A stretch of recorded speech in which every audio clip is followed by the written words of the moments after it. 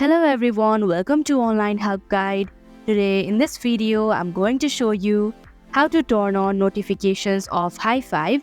So without any further ado, let's get started. First of all, open Settings application. Now scroll down your screen and go to Apps option. Here tap on Manage Apps. Now in the search bar, type in hi5. Click on Notifications option. Here you'll just have to turn on the button of Show Notifications.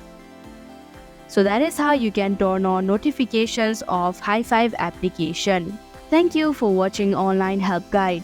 Hope this video was helpful. If it was, hit the like button and comment down if you have any questions or feedback.